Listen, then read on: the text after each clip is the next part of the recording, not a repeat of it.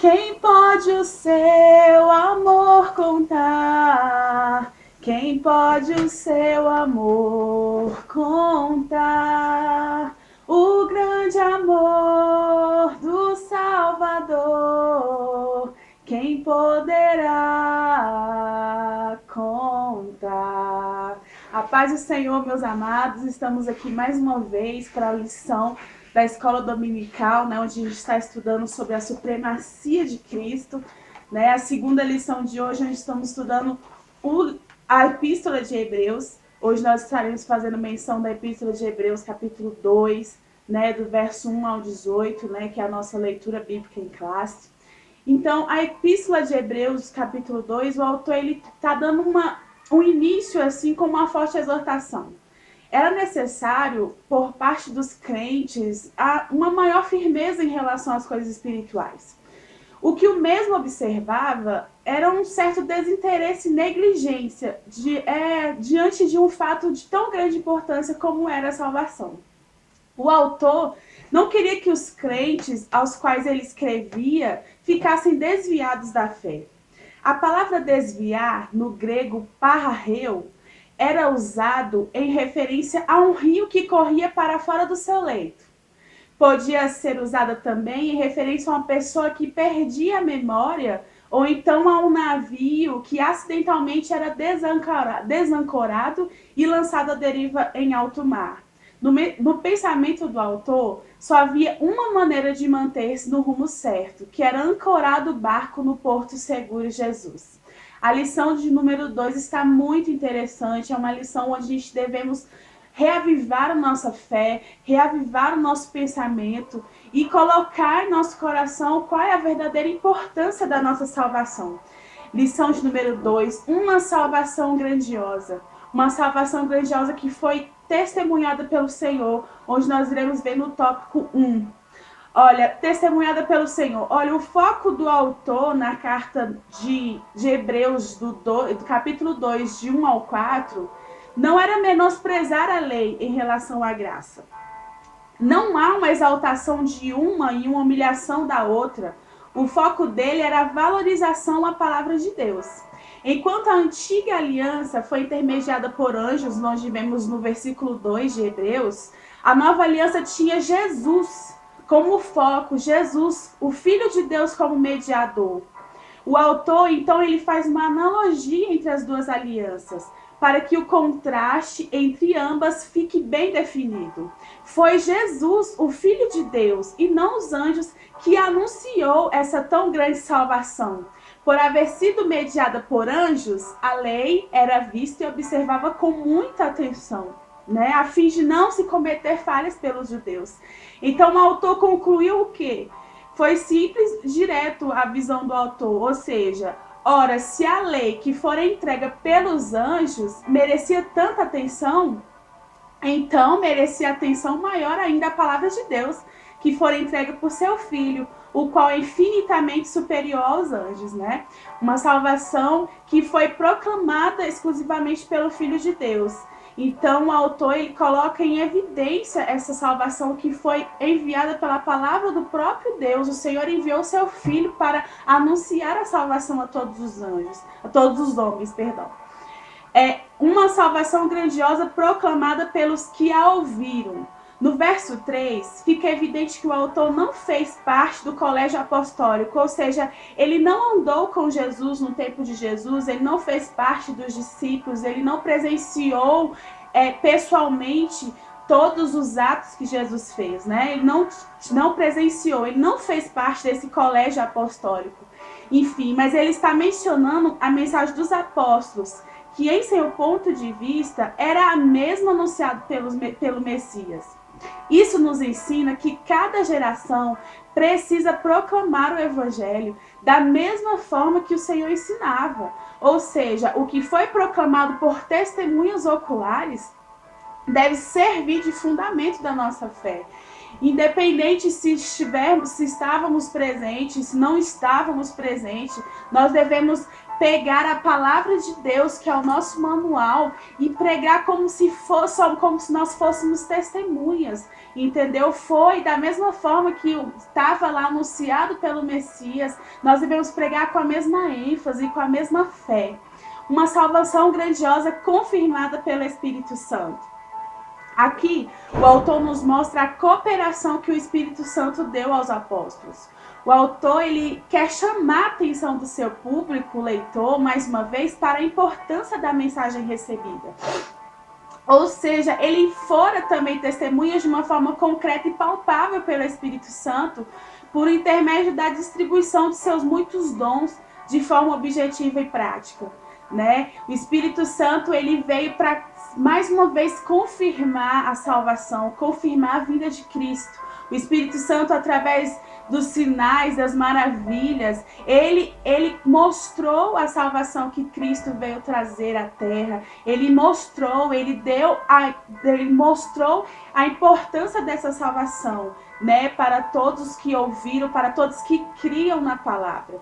Os termos semeios, que significa sinais, terazim, maravilhas, e dinamezim, poder, prodígios e milagres, são frequentemente usados nos Atos dos Apóstolos.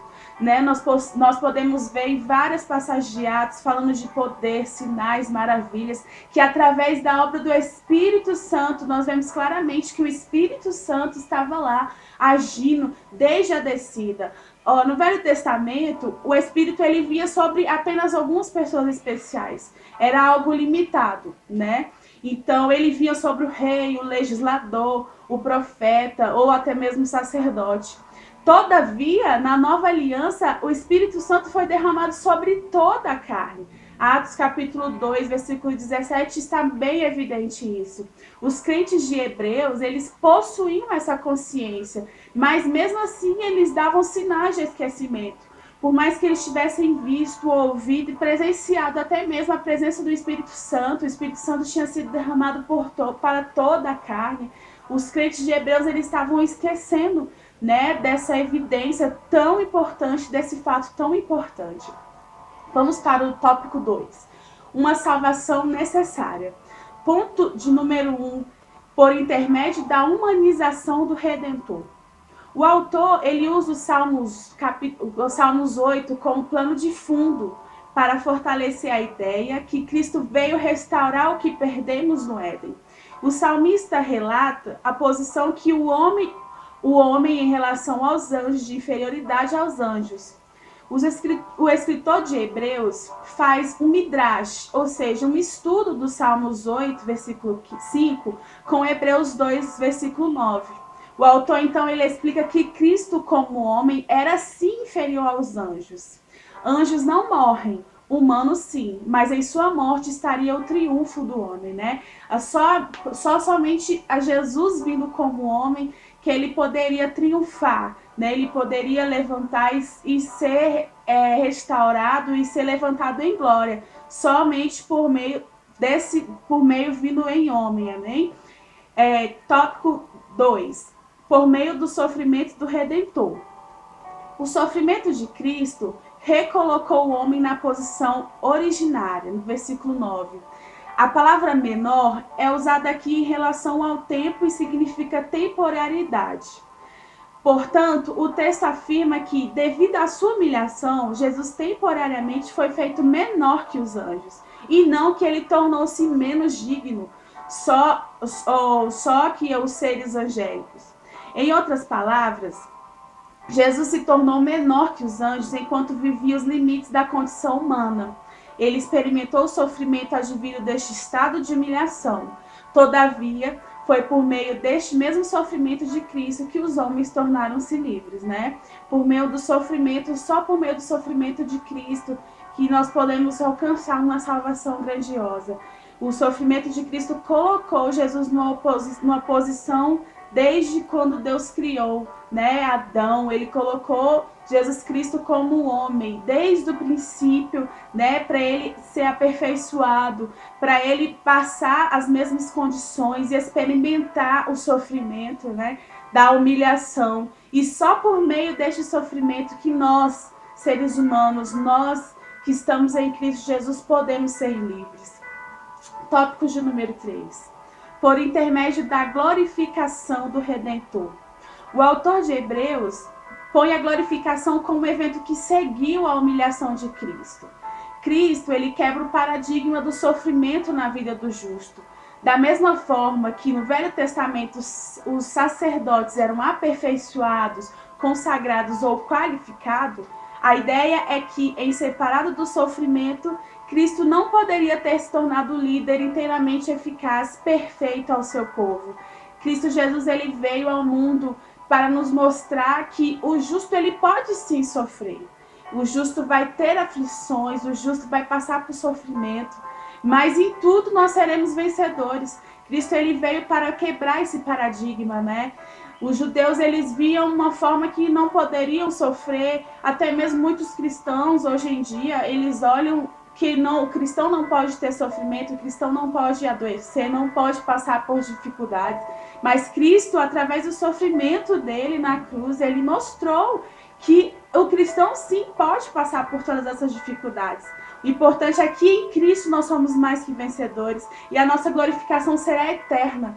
Então, Cristo, ele recebeu o seu galardão quando ele foi glorificado ao Pai, quando ele passou por todo o sofrimento.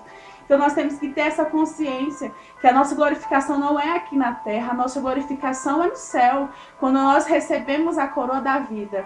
Amém? Vamos para o tópico número 3, uma salvação gloriosa e eficaz. Vitória sobre o diabo.